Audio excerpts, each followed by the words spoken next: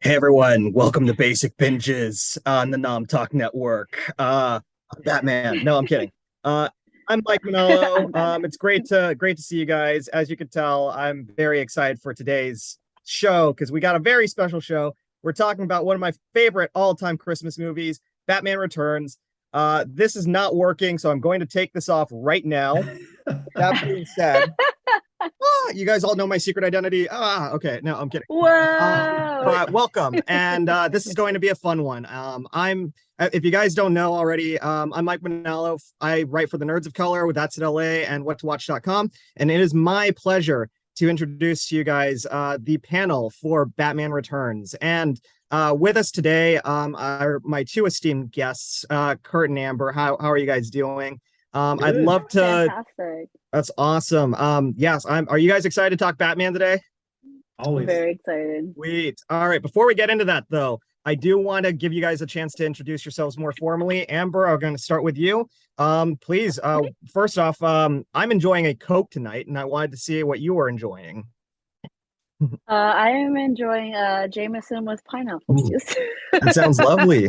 Yeah, That's all I had to mix with it, and it's actually really good. So I just learned a new drink. So that's wonderful.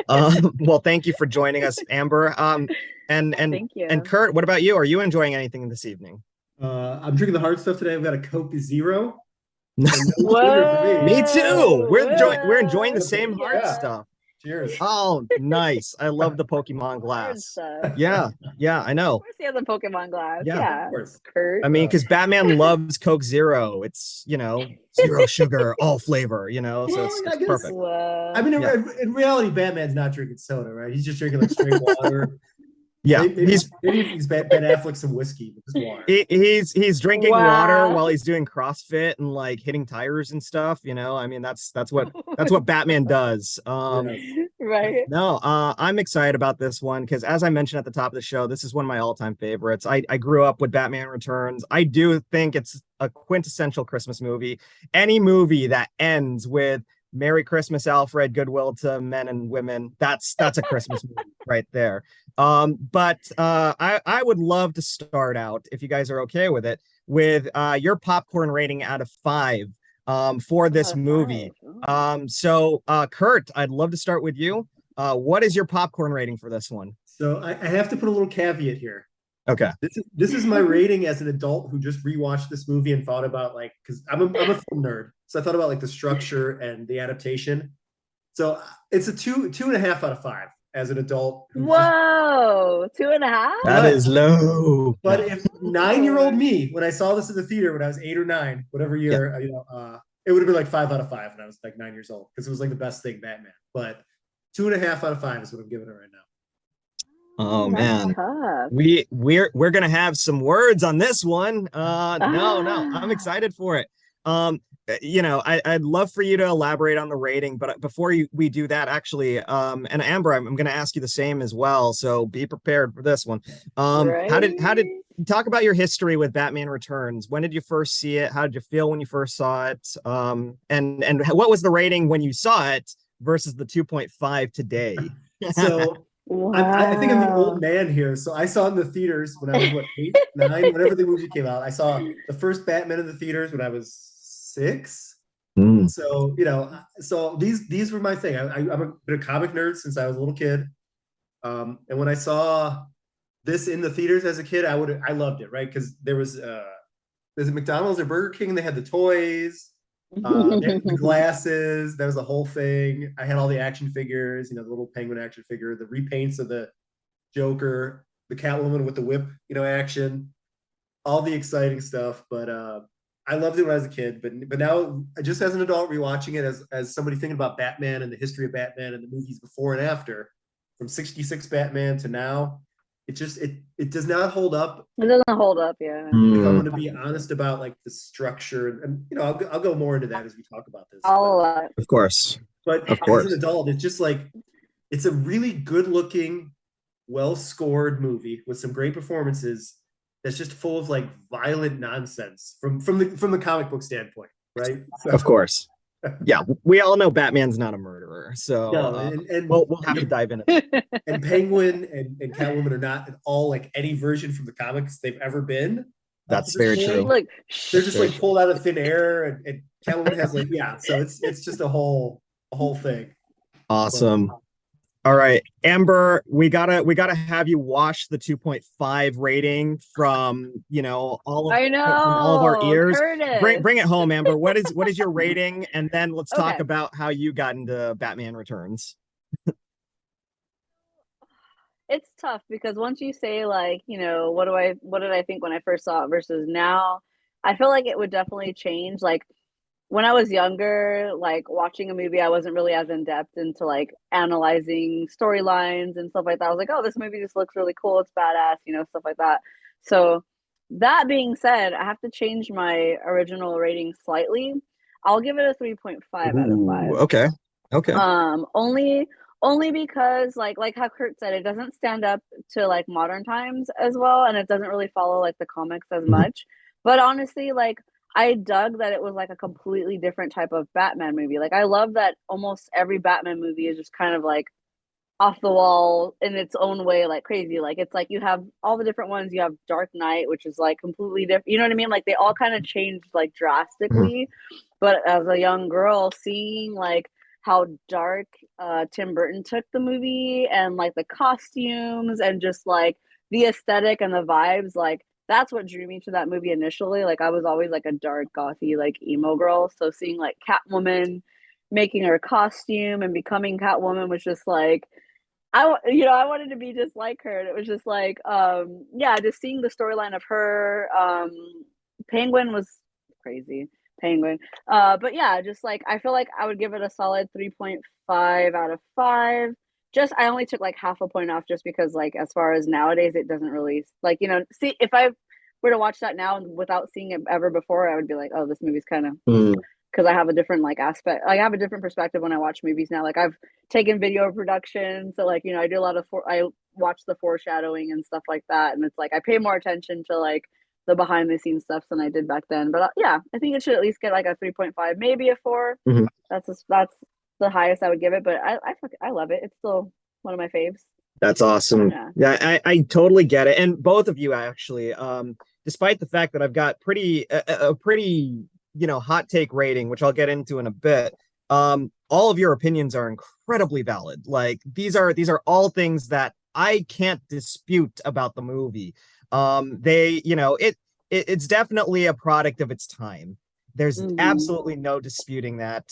It definitely does feel dated by MCU standards, by Nolan standards, by Oh yeah. Pattinson standards. Having said that, guys, I'm gonna go nuts here because you want to get nuts? Let's get nuts. Let's go. Yeah, I'm giving it a 5 out of 5. I'm sorry, it's going to Whoa. I'm giving it a 5 out of 5. Whoa. And here's why. This is one of my big Christmas movies every year because it's a Batman movie. I grew up with this thing too. I think Kurt, when you were seeing the original Batman at 6, I was seeing it at 3. So it wasn't that far off from each other. But I was really in that sweet spot age when Batman Returns came out, and I was like the most excited ever going to the theater to actually see it. And for me, I don't know whether it's the nostalgia or whether I just have fun with the visuals or the performances just for me hold up so well. But I love the living crap out of this movie. It just immerses me in Gotham City. It gives me those vibes, that feeling. Like I love the Nolan movies. They are so much better. They are masterpieces. But the one thing that I kind of missed when I watched the Nolan movies was how much character Gotham City really had. And that's what Burton did really well. The Gotham City was almost like a tertiary character in this entire movie, in this entire universe, and getting immersed in that is great. For me, I actually took a Batman decal at Berkeley. It was a student run course that was an elective, and you go through the history of the comics and stuff like that. And we deconstructed Batman Returns, about and went into the German expressionism of all of it, the character breakdowns, all of that. And I just found a new level of appreciation for the movie that I ended up just every time I revisit it, it just comes into mind and it just makes me think, oh my God, this is such a freaking amazing, fun movie. I love it so much. And to this day, I still have a lot of fun with it. It definitely does not hold up against the greatest comic book movies of all time, because the world has changed, our expectations of comic books have changed, our expectations of entertainment have certainly changed. But I love this movie. I'm never gonna not love this movie. So if anyone on the chat is offended by the 5 out of 5, I apologize right now. It is a personal choice or a decision. But I'm sticking to those guns. I'm still 8 years old when I watched this movie at 36, so it's gonna happen. But yeah, no. So I definitely want to get into our individual defenses of the movie itself. And we'll definitely deconstruct the bits of it as we go through and talk about all of that. But before I do that, I definitely want to bring it to the chat really quickly, just to read some of the comments that have been coming in, because it looks like we've been flooded by so many comments. Oh, yay. Which is amazing. Thank you guys for watching and engaging. Another thing I wanted to remind everyone on the chat on, you could spend your Nom Talk points to make us do crazy things like stretching or like drinking or taking tips or like talking in a third person. Yeah, I don't know the exact costs of each of them. I'm sure we could probably fill you in with all of that. But if you guys want to make us go nuts while we're like doing this entire recap, please feel free. That's what we're here for. And somebody redeemed hydrate. Nom Talk Network redeemed hydrate. So everybody take a swig. Thank you guys. All right, so we hydrated. That's an example of the crazy things that you can make us do. I know drinking, but still, if you want us to do anything crazier, please feel free to. And the second that I do it, everyone does it. Somebody's asking us to stretch now. Thank you, Eva Macia Art, I believe. But yeah, stretch. I like stretching. That's a good one. I that is a that great one. I know. Yeah, everybody needs to stretch more. Thank you for that. I'm old, so I gotta crack my back. I opened the floodgates with this one, guys, so I apologize if we're going to do anything really painful later on. I didn't know about these things. When you said that, I was like, wait, we can do what? So I before we get into our reviews, shout out to Heartless 7, 5 out of 5 for the movie, purely for the whip scenes, because Heartless is very excited for whips and stuff, which is who could blame him, right? That's why Indiana Jones is a masterpiece in that household because of that. Another cue ball also followed up with all that, saying that yes, the whip scene was hot too. Again, not going to dispute that. Cue ball also asked, can anyone agree that Danny DeVito as the Penguin is perfect for the role? Hard to dispute. Yeah, hard to dispute, right? Great. Yeah, it's tough to follow up Burgess Meredith from the old show, but he's fantastic. Danny DeVito is so good. Even the voice. I couldn't think of anybody else playing that part. Like, who else would have played that part that well? I don't think there's a single person that could have pulled it off. Yeah, I agree.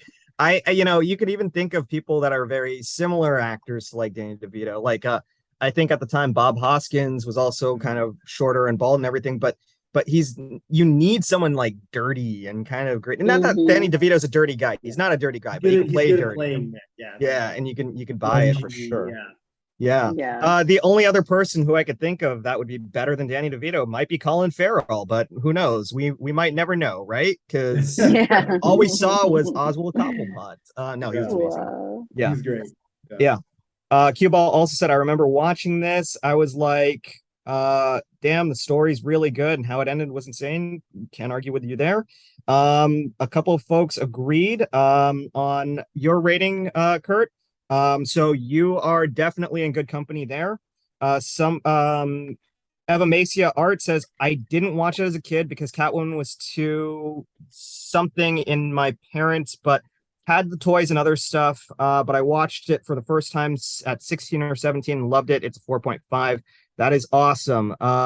Yeah, we love all your comments, guys. Keep them coming. This is going to be a fun show, and we're gonna, it's going to be amazing. So, having said all that, let's definitely get into our ratings. and let's break things down, I guess, by let's start with the story. Amber, I'm gonna start with you. Overall, when you think about the story of this movie, the whole mayoral election thing and Catwoman's origins as well, and Max Schreck coming into the picture. How do you feel about all of that? Did you dig the story overall? Do you still dig the story overall? Yeah, honestly, I feel like it has one of the best like storylines, honestly, than most Batman movies that have come since then. I've kind of feel like the storyline's kind of like left out, and they've been more focusing on like just like action and costumes and like getting a certain specific actor to play stuff than actually having a really cool story. So yeah, definitely, I think I want to say, going back to my rating, like out of out of Batman and Robin and like out of most of the storylines, I feel like this one has like one of the best storylines other than Dark Knight. Dark Knight is probably my favorite Batman movie ever. Fantastic. But yeah, I feel like that as far as like the storyline, that would hold up more than like an overall sense of like the entire movie, because it was just like there was a lot of elements missing besides that. But as far as that, I feel like that would definitely hold up to modern days, and it's probably one of my favorite storylines in all the movies so far. So till now, hopefully well, I want a really really like amazing Batman movie someday. I don't know if DC's ever going to give it to us, but we'll see. James Gunn's in control now, so I'm like, Fingers crossed for I'm sure. hopeful. We're rooting for you, James. We know that you and Peter are going to kick ass, so we've got so much faith in you, buddy. Yeah. I agree with you, Amber. I love the story a lot. And I think it's a very good one. You can't dispute that Dark Knight is like the greatest Batman live action Batman movie of all time. Hands But down. I think all three of us will probably agree that like Mask of the Phantasm is the standard for Batman storylines, and we haven't gotten a live action movie that has actually matched it yet. I think even Batman Returns, even Dark Knight, even the Batman. But yeah, I love the insight on the story. Kurt, what about you? How do you feel about the story? The story is for the most part it's good. There's like minor like nitpick things, like some of the Penguin stuff. Like, so going back to my rating, when I think about it as somebody who like I grew up with the comic books, right, and I've read comics from 50s Batman comics to now. Mhm. And the Penguin and Catwoman aren't really the characters from the comics. They're kind of their own. Mm-hmm. They have aspects of them, but they're kind of their own thing. And to me, that takes away like when you think about the story, because especially Catwoman's story, to me, like in a lot of this movie, she doesn't have agency. She's not like her own person. She's kind of existing in a world where men are like literally forcing her to become Catwoman by throwing literally. her. Yeah. Yeah. Whereas to me, like the classic Catwoman cat burglar story is a much better foil for Batman, because she's a stronger, already motivated woman. And I did look up a little bit of like some of these weird things with the story and character development, and it seemed like they were doing kind of like a late 80s early 90s like feminist thing, where she's like kind of this mousy woman who becomes but then that's another weird story thing, but that's a whole thing. So some of the story aspects just those beats don't work for me. I think it's still overall it's fun, and it's good, and a lot of it hinges on the performances, and it's really the villain movie, right? It's the Catwoman thing. Batman's there, Max Schreck is there, the Ice Princess is there, Alfred's there, but it's the Penguin Catwoman movie. And for the most part, their story arcs are good. It's a lot of fun. But I guess if in a perfect world, I would have made Catwoman a little bit more comic book Catwoman. Yeah. Without some of the like mousy, like classic, like nerdy but hot 80s, like, oh no, I'm this woman who just exists in a man's world, but I know something, so now I'm gonna get murdered and become Catwoman. and I really wish Penguin had more of the comic storyline too. Yeah. Of the sense of he already has the money and he's the one running for mayor. Just because I don't know, some of the Penguin stuff, it's weird. Like, why would you vote? I guess with certain politicians who were recently president who are now maybe facing criminal charges, I guess I can see why somebody would vote for the Penguin. But you don't want to think somebody would vote for the Penguin. Although I do really appreciate the story's homage to kind of that 66. We talked about this a little off air. There's a classic two-part, I'm not going to remember the name of it, but it's the two-part Batman 66 where Penguin runs for mayor. And so I love that somebody loved the show enough to make that a thing. And you can see like a lot of the Tim Burton, like I feel like Tim Burton himself maybe loved the show more than the comic books. Because I don't think he's a comic book guy. I think he's a movie guy. No. But there's little nods to like the show kind of throughout. Like Joker's got the art thing, Penguin running for mayor, Catwoman would be a little bit sexier, some of the cat movements. So yeah, overall the story's pretty good. Minor complaints, but compared to subsequent couple of movies after this, story's fantastic versus, Batman and Robin and Batman Forever. Oh my God, those movies. No, Kurt, you touched on some great points there. For one thing, don't get me wrong, Michelle Pfeiffer is always going to be my favorite Catwoman. The performance is just phenomenal. But when you think about it, Zoe Kravitz's Catwoman is probably the closest that we've gotten to a comic book interpretation of Catwoman. She's a little bit more morally gray than Bruce Wayne, but she's not a bad individual. She doesn't seek to harm people. She's actually just trying to strong arm them. It's only when they get in her way that she takes action. But with Michelle Pfeiffer's Catwoman, and it's really the vigilante gone wild arc, right? Like she goes down the alley, really seeking guys to.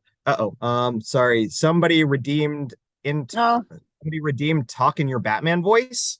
Okay. So Heartless, this is for you. Where was I? Yeah. She goes down to the alley and then she actually like takes on that guy who's like attacking that girl, and then she like scratches his face and goes tic-tac-toe and then like stabs him in the eyes. And that's not something that Batman or Catwoman would really do. Catwoman would do what was right, but overall, not to actively harm people. And the scene, which was very hot but kind of odd, of her in the department store, where she's whipping everything and blowing everything up, it's way too anarchist than what Selena Kyle would be doing in the comics, or that Zoe Kravitz would be doing in the Batman. So that's definitely not as comic book accurate as Catwoman has been. And to your point as well, it's a really great storyline with the mayoral elections and the Penguin and everything like that. But when you think about the comic book version of the Penguin, he's a crime boss.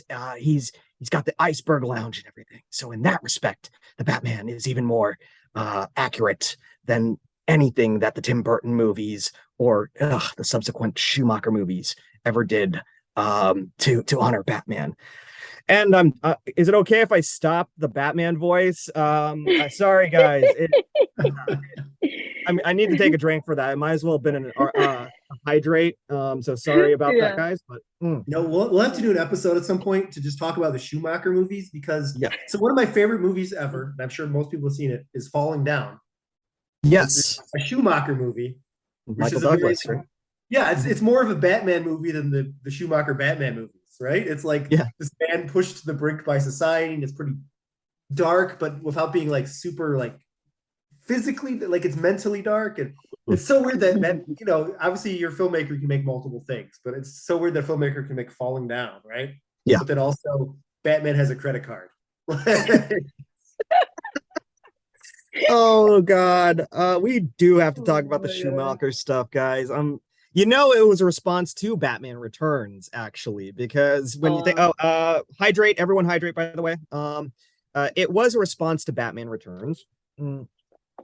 Because Batman Returns didn't gross nearly as much as Batman 89. And it wasn't just a disappointment. It still did well, and people still loved this franchise.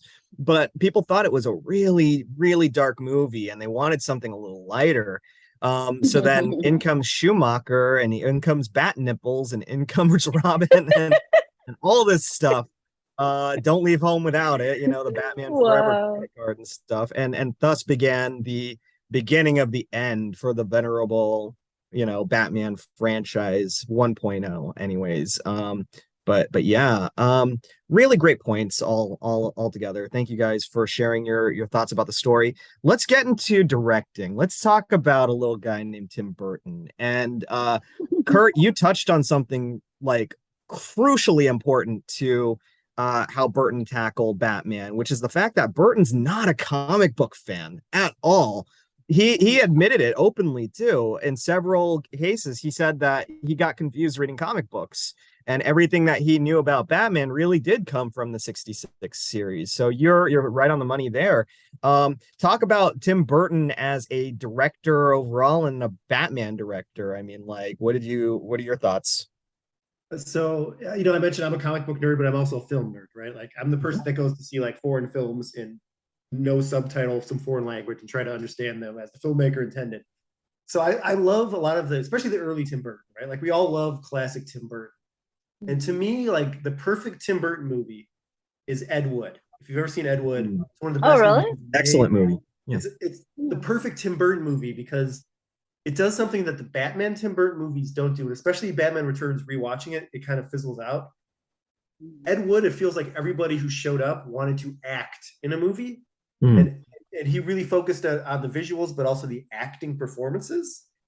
And Batman Returns, you got the Tim Burton. The visuals are mostly fantastic. There's some fun, like, weird things, like the zoom in to Penguin at the old zoo, and there's like a giant crab and a half-eaten skeleton-looking thing. Like, why was that at the zoo for kids to walk through? The music's great. Some of the sets, like the little miniature Wayne Manor door, look fantastic. A lot of the weird motorcycle ride skeleton head guys, like, it's all visually fantastic. My one complaint about the visuals, the first two Batman movies, is always that it feels so small. The whole movie takes place on like one block, which it's a set, so you can let that slide. Music's great, but yeah, there's something lacking about most of the performances, because there's a couple of like shots. It's the one guy, I can't think of his name, but he was in the episode of the X-Files where he had the conjoined twin, but he's like the guy with the Batman Returns. Like, there's like little performances that just don't hit it. Yeah. And I think Tim Burton was so focused on the visuals at this time in his career. Yeah. And it also feels like him and Michael Keaton maybe were kind of over Batman at this point. Like, they had to do this movie, but Michael Keaton seemed a little bored. But yeah, all the stuff with the Penguin, Danny DeVito, just from the directing standpoint, brilliant. The Catwoman stuff, magnificent. Their performances are great. The Catwoman becomes Catwoman. You get that hell here. That visual. The first shot where Batman, Bruce Wayne stands up and you got the bat signal, and then there's that pull away where it looks like maybe it's matte painting or something. You got little tiny Michael Keaton. Some of those visuals are just spot on, perfect, like comic book panels, and I think that's great. But it doesn't reach the levels of like an Ed Wood for me. It doesn't have that acting, that level of acting that surpasses kind of his visuals that some of his movies do. And I think it might have just been because it was Batman Returns, and a lot of those people probably came on from the first movie, like Tim Burton, Michael Keaton, were like, we have to do this movie. Whereas you can tell, like, Danny DeVito, Michelle Pfeiffer wanted to be that in that movie. So I wonder if that's what hurts it. Very possible, and really good thoughts on that. I love Ed Wood, by the way. If you guys haven't seen Ed Wood, it's really, the first time Tim Burton did something really prestigious, I would say. Most of his movies had that sort of wacky, cartoony quality to them, which, granted, I loved.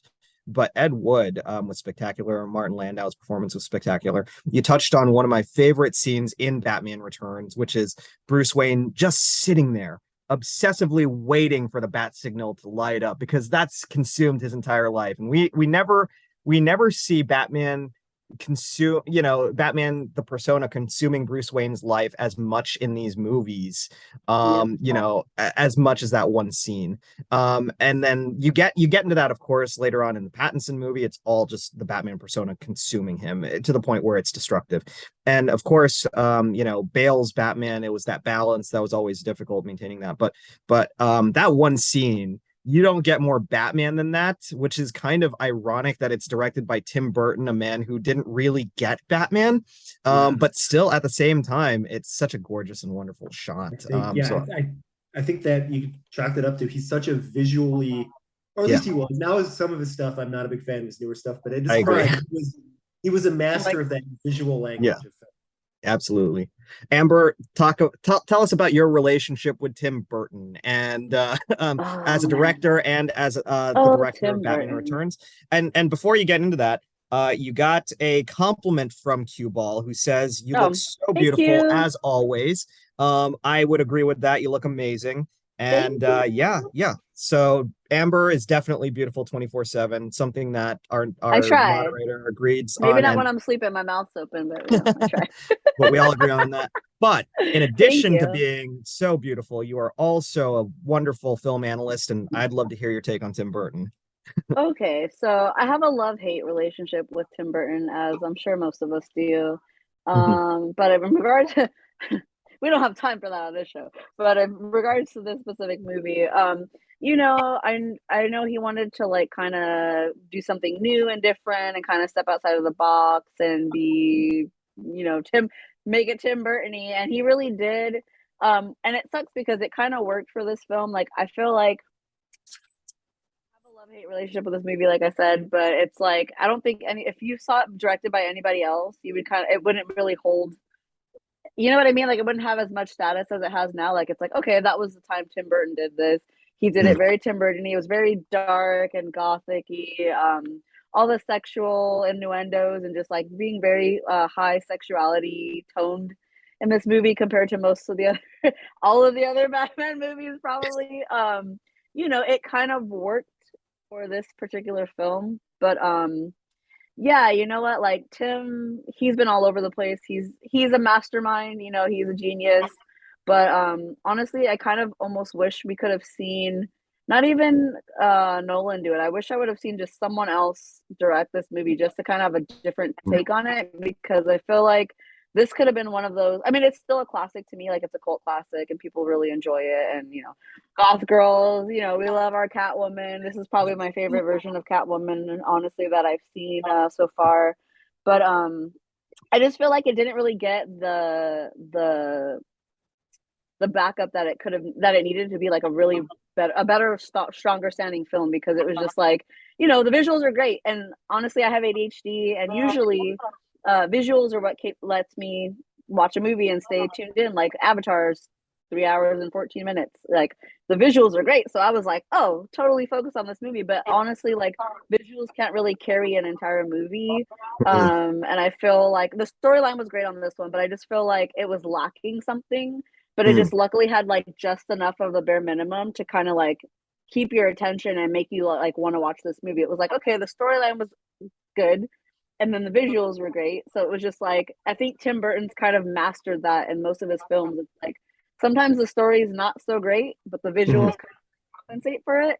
So I feel like that's pretty much what happened to this film. Is like, like story was decent, it didn't really follow anything, it was all over the place, but the visuals, it's like the second you're like, this isn't really, and you're like, oh, that costume though, oh, the soundtrack, this music, and then it's just like he just overcompensates with visuals. But yeah, I really have a love-hate relationship with him because he is a genius. I love his aesthetic, and all the other movies, like him directing a Batman movie was just super odd to me. It didn't really fit with like anything that's ever happened since or before. So but I appreciate it. I definitely, it's like one of my faves. I can appreciate all, everything that was put into it as far as like the casting. The casting was fantastic, honestly. The costumes, the soundtrack, the storyline, all together, when you honestly think about it, you're like, okay, that was a great movie. But then when you sit and like nitpick everything, you're like, but also like you have like issues with every little thing too. It's like, okay, but this and this, like, but yeah, honestly, I'm kind of glad he didn't do any more after this. I will say that. But honestly, I think it needed to happen because, like I said, every Batman movie is so different. Like, there's Batman and Robin, which is completely different. There's Dark Knight. Each movie has its own valid key points where it's like, okay, that's a good, minus that one, minus that, because that movie, every time I think about it, I'm just like, what happened? What happened with this movie? But yeah, like Tim Burton, I mean, yeah, and then he has his own like the personal issues that I have with him as far as like his casting and things that he will and will not put in his movies. I'm like, okay.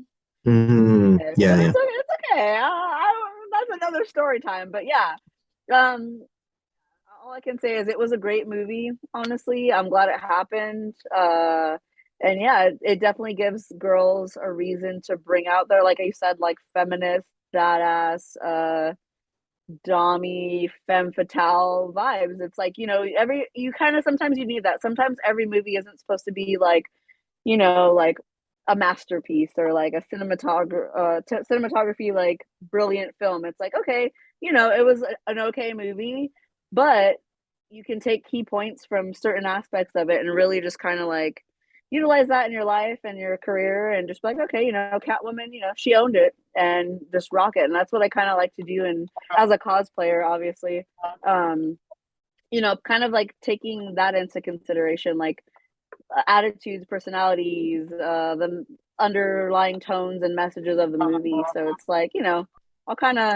I'll let all the other stuff slide because overall that movie was like, it was like one of my like films that I remember from my childhood so much. And I'm like, he gets a pass.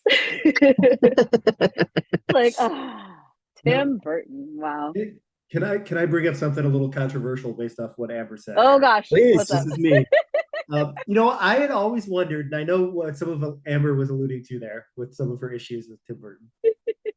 I always wonder. I know how he took the role, but it's always like weird to me of some of the things we kind of hear and might know about Tim Burton. That Billy D. Williams, Landau, was Two-Face, right? He was Harvey Dent. Yeah, he was Harvey Dent. He was cast in that role. Yeah, and it seems like my brain doesn't work because some of the stories you hear about maybe he's a little whitewashy, we'll say, like a nice way to put it. And then you've got this fantastic black actor who gets cast in this role, and then when they get a new director in, they bring in a white guy. Like it's not Tim Burton that does it, so it's like a weird, wrong universe thing. I don't know. It's fascinating if you guys have thoughts on it. That is it. It does make me wonder, if the Schumacher, and maybe it's just wishful thinking, if the Schumacher version of Batman was completely like a rebooted, separate version, I mean, the suit and everything's very similar, and obviously no one back in 1995 was thinking about multiverse. I mean, like we weren't that complex back then, let's be frank, especially with comic book movies. But to go from Billy D. Williams to Tommy Lee Jones, not to take any credit away from Tommy Lee Jones, is a terrific actor. But God, I would have loved to have seen Billy D. Williams as Two-Face. It would have been right? so amazing. Did you guys ever hear those stories about the fact that Tim Burton was planning to do a Two-Face storyline with Billy D. Williams? That's why he casted him in the first movie. And the thing was, when Two-Face gets the acid on him, half of his face becomes white and the other half is Billy D. Williams's, which would have been interesting, to say the least. I'm not entirely sure what that means exactly. And I really hope it doesn't mean anything. But it would have been an interesting take on Two-Face, and Billy D would have freaking crushed that. We know that he's a charismatic actor. We love him. Whether he's flying the Falcon or doing anything else. But yeah, I would have. Yeah, please go for it. Oh no, I was just pointing to the Millennium Falcon on my ceiling. Oh, I see it. I was like, yeah. I thought you were like questioning. Yeah, I was like, okay, but I'm not going to mispronounce this name out here, but as person says in the chat, he was in the Lego movie as Two-Face. I didn't know that. Yeah, he was Batman in the Batman Lego movie. Wow. So he got to be Two-Face at some point. He got to be Two-Face, I think Eva Macia was the one that mentioned the Lego Batman thing, which I didn't know. So that's awesome. Thank you for saying that. She also asked, they also asked, can you imagine if Tim Burton made a Superman movie? That almost happened. We're Maybe very he grateful. Would save the Superman. It was the Nicolas Cage one. Where he had the black suit and the white insignia and like long hair and everything, like the mullet. And I'm very grateful that never happened, but it was this close from happening, guys. So, Amber, you brought up a lot of points about Tim Burton and your love-hate relationship with him, and it's all incredibly warranted, in my opinion. I love Tim Burton. I had a goth phase, hard goth phase when I was a kid. I was Hot Topic's best customer, buying Nightmare Before Christmas crap every 5 seconds, and then bottles of Manic Panic and crap. But yeah, and I still do.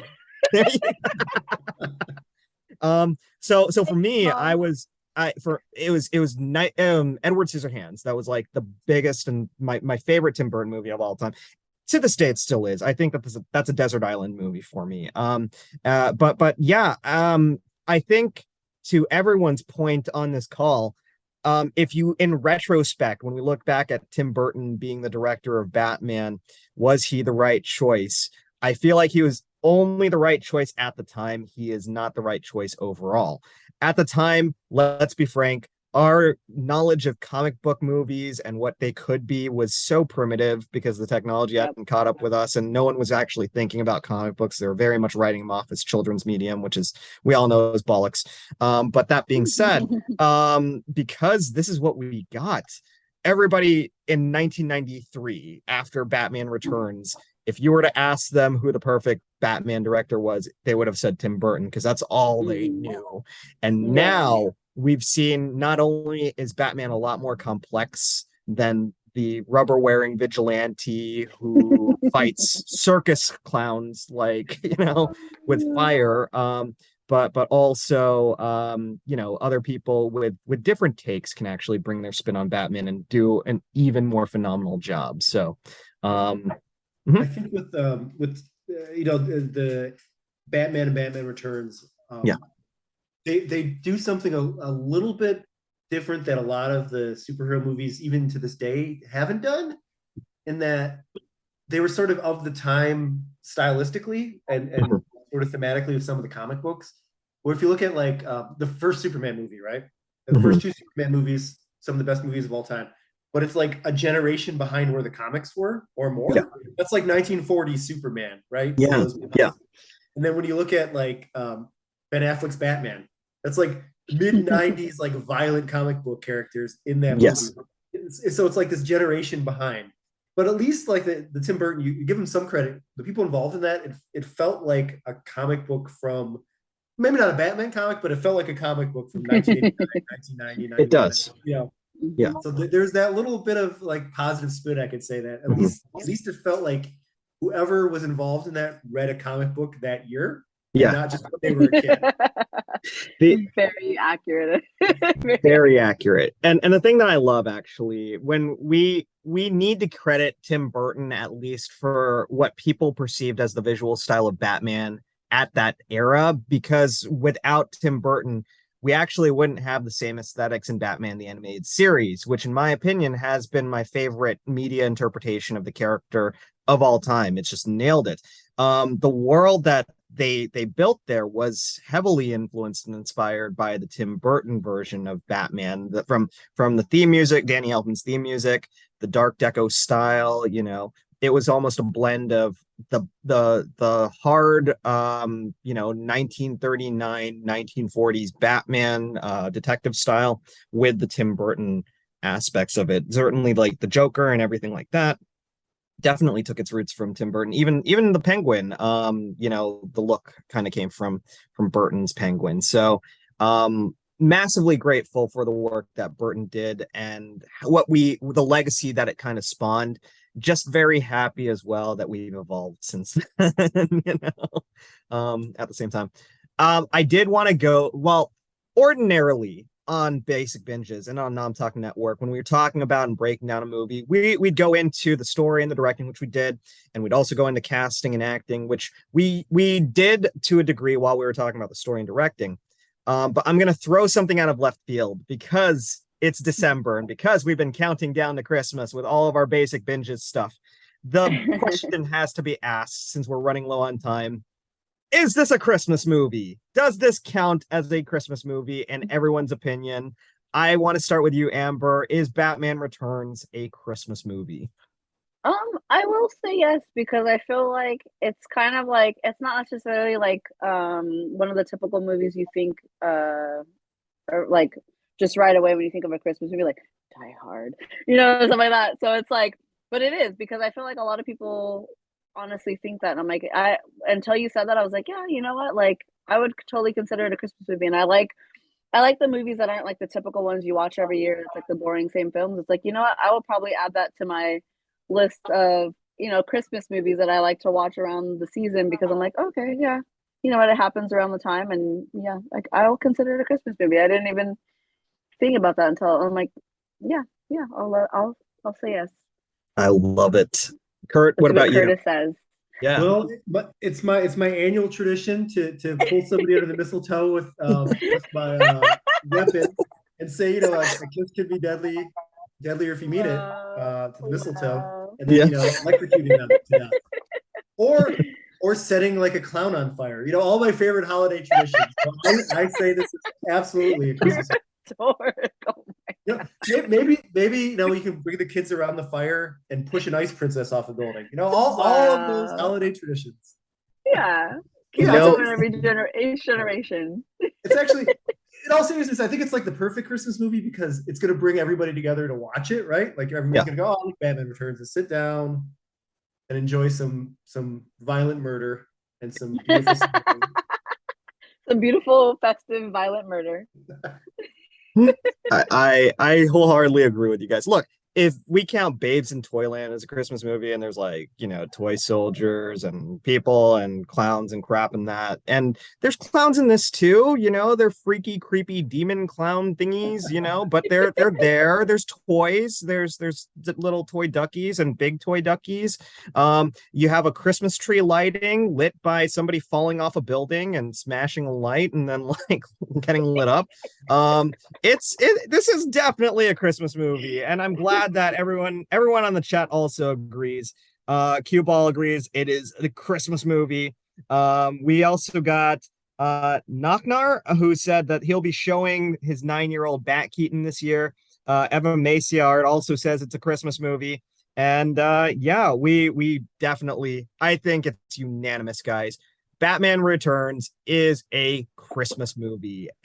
Arguably, maybe potentially the greatest Christmas superhero movie ever made. But I feel like your other competition maybe is Shazam, which is excellent. I like Shazam a lot. And Iron Man 3, which is one of the lesser ones from the MCU canon, but still a Christmas movie. But yeah, I mean, when we think about it, Batman Returns is the first one that comes into mind when we think Christmas superhero movies. So yeah. And so Nar also asks which Burton film doesn't include a Christmas scene. Ed Wood doesn't include a Christmas scene, right?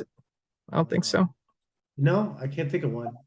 No. Ed Wood, Nar. To answer your question, no. But that being said, guys, I wish we could talk about this all day. I know I could talk about this all day, but we are officially at the hour, which means that we're going to have to wrap this one up.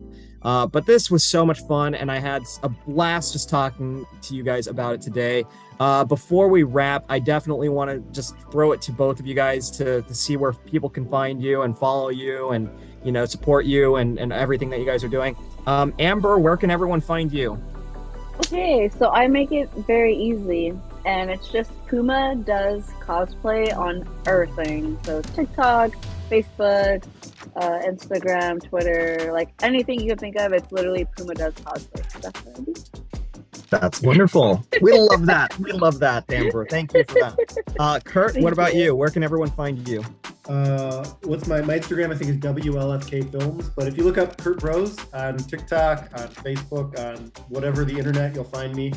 And be sure Kurt to. Broz. I think from now on, every year for the holidays, Thanksgiving, we should watch Spider-Man, enjoy the Thanksgiving seed, and then Batman Returns for Christmas. I like that. Absolutely, 100% on board with that. And I've been Mike Manalo, your host. You can find me on Instagram, Twitter at TidyBullBoy182, but primarily on the nerdsofcolor.com, at whattowatch.com, and that's at la.com. Please tune in next time for more basic binges. We've got another great show later this week on Thursday, where the team here at Nom Talk is going to talk about a very underrated movie called Rise of the Guardians, which is a wonderful Christmas movie. It's one that has been very, very little seen, but is so worth the watch if you guys get a chance to check it out. It's DreamWorks animation. It's wonderful. Check it out, then come to basic binges and watch these guys talk about Rise of the Guardians. But having said that, until next time, thank you all for watching, and you know, same bat time, same bat channel on Thursday. Bye guys. Bye guys.